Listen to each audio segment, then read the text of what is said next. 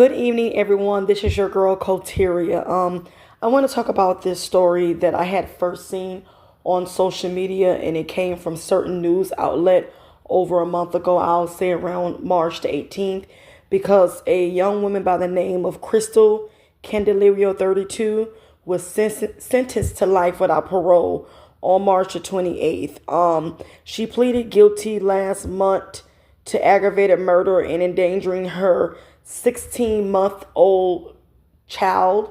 She was a girl, but she's currently deceased.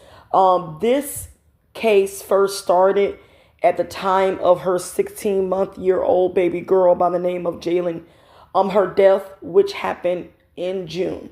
Now, Crystal Candelario basically left her 16-month-old baby girl home alone for 10 days while she went on vacation with her boyfriend.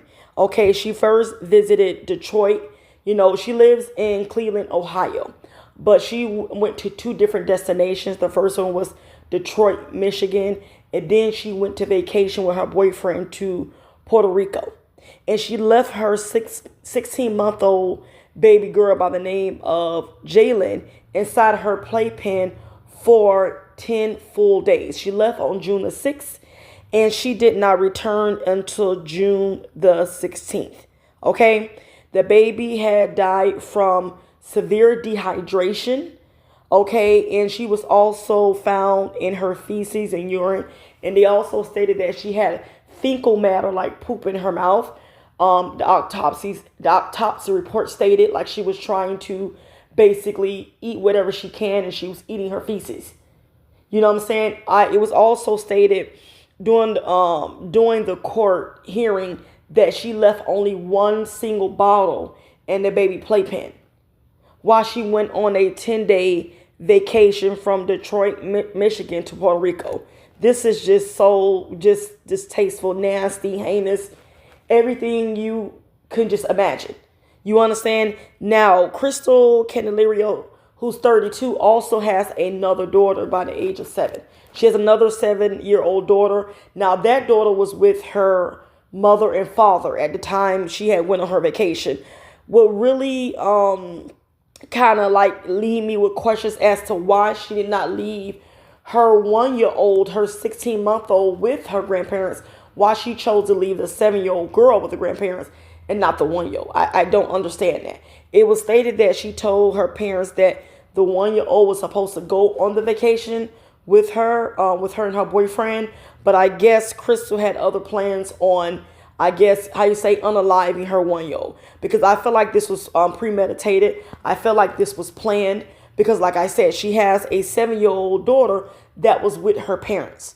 And I don't know, the parents questioned her like, why would you have us just watch one of our grandchildren, not the other? You understand? That just is kind of weird to me. You understand? So, Crystal Candelario, like I said, she received a life sentence with no option of parole. Okay, she's not up for parole. The judge really threw the book at her, which this is what she deserved. Now, they're saying Crystal was suffering from postpartum depression. She basically was on antidepressant medication for a couple of months before she decided to, recklessly leave her child by herself in a playpen. They said she suffered from severe depression. She was on antidepressant medication. Kind of like she was going through postpartum depression that can happen with women. It's not only once. It don't happen just when you just give birth to a baby. A lot of time it does happen rapidly, but sometimes you can suffer from postpartum depression if the child is 1 year old to all the way up to 3 or 4 years old. Postpartum depression can just come out of nowhere. It doesn't necessarily have to be when a child is an infant. So this is what the state attorney, her defense attorney, was arguing that, his client was kind of suicidal as her being a single mother. Now, Crystal does not have any prior records of DCF being called on her. No prior records of neglect when it came down to her 2 kids. When I was looking at, like I said, numerous videos, different news outlets regarding her being sentenced. A lot of people didn't kind of get into depth, such as what she did as a career. I also found some information that she was an actual substitute school teacher. Yeah, she was a substitute school teacher, and she worked. Let me pull that up right quick.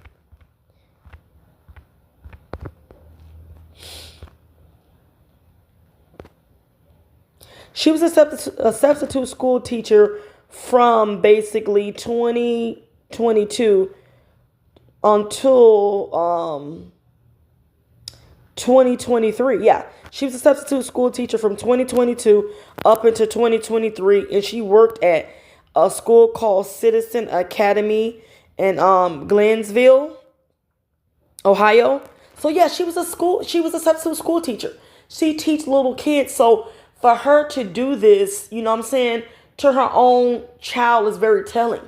How could you say that you was kind of, depressed and you was a little bit of manic and you needed a break, you needed to go on a vacation when you had your parents that was willing to watch your 1-year-old? There's no excuses. Even the neighbors were saying they would have watched her precious baby girl, Jalen. They'd seen her daughter when sometimes she'll take her kids outside and let them play on the front porch. They've seen the baby girl, and they said they could have watched her if she really needed some space, some time away from her kids. She never opened her mouth and she never asked. Also, the neighbor, one of the neighbors who lived next to her, they have a Ring camera, I guess floodlights, like a Ring camera. And you can hear during the nights in the trial when it was kind of showing this video, you can hear during certain nights that the baby was crying like nonstop throughout the day and night. Maybe they probably thought the baby was sick, teething, as to why, fever, as to why she was constantly crying. They never kind of put two to two together that she was kind of there by herself. You understand? And also the Ring camera caught the mother the day she left on June the 6th and left the baby inside there. Like this right here, when I tell you this broke my heart, I got very emotional because y'all know I have a 3-year-old and I can't just imagine as a mother me doing this. And my heart kind of goes out to the innocent child that lost her life because the mother, she wanted to have a good time with her boyfriend. And like I said, I don't know if this could be stemming from hate that she has towards the father. If she's angry that the father wasn't helping her with the 1-year-old and she felt like she was doing this by herself. So I don't know if this was intentionally, frustration that she took out on this innocent 1-year-old because of the child father. It could be. It never came out in court. I always question when I see incidents and stories like this, where's the father? Because there's always a single parent that seems like they derail or they're going through some type of depression. And, a lot of people never bring up or question the father, the lack of the other parent that's not in the child's life. If all the blame goes on the mother, you know what I'm saying? But none of the blame goes on the father. Because I'm pretty sure the father was consistent in this baby life. He would have seen these signs, I want to say, early on. Also, you can see during trial, she was very, she was remorseful. She cried, only when it came down to her being sentenced to life without parole, because maybe she thought she was going to do 15 to 20 years. Maybe she had high expectations of her having a short sentence, and the judge threw the book at her. And she was very surprised, and it seemed like that's when she became emotional, and she wanted to cry. Now, one thing I can say about the mother, Crystal, she never said that she was not guilty. She said she was guilty of her heinous crimes, of her actions, of her endangering her 1-year-old. She said that she, takes 100% the fault. She never said that she was not guilty, not one time. But like I said, it looks like I said, how could you be sitting up there having a good time knowing you left this baby at home alone? And they said the boyfriend questioned her about her kids, but she told the boyfriend a lie that her kids was basically with her parents. Only one child was with her parents, not the baby. I can imagine how, guilty the boyfriend probably feel right now learning that, his girlfriend lied to him and that she intentionally kind of like unalived her child. I know he's probably like, oh my God. Like, oh my God. Because this right here, like even when you was vacationing, your child never crossed your mind. She said that she did think about the 1-year-old and she felt bad and she thought about basically calling her parents to tell them that she left the baby in the house by herself. But then she just kind of like say, whatever. You know what I'm saying? Like she really, I don't know if it was like a psych. Is she do she have psychotic episodes or manic episodes? Because she really thought when she came back from this 10-day vacation that the baby would still be alive. Like she really said this in court, and she thought that her child would still be breathing.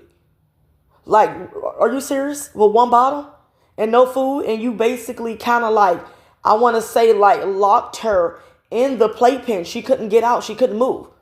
Okay, you kind of had her, like I said, locked up in the playpen, intentionally. That, like I said, this story right here just really breaks my heart. This is what Crystal Cardelirio, this is what she deserved for life without no parole. She has the rest of her life to think about the things that she did to this innocent child. This child didn't deserve this. I don't care what you're going through. I don't condone any type of, a person, committing suicide. But I'm like this. If you feel like if you're at your lowest and if you're at your last point, just do yourself in. Don't take this out on the innocent children. This is kind of not fair. You can't be that depressed that you actually went on a whole paid vacation, which meaning you booked flight, travel, lodge, hotels, paid for food. They even got pictures of her on the beach smiling. You don't look depressed to me. You don't look depressed to me. This doesn't show signs of a person that's going through depression, severe depression. I'm not saying that, she didn't have postpartum depression, because she probably did. This is a 1-year-old. I mean, yes, being a single mother, you have 2 small children. You have a 1-year-old, almost 2, and a 7. It can be, it can get hard sometimes. But like I said, you have help. You have your parents, both of your parents still alive. You have family members. You have neighbors that could have helped you, was willing to help you.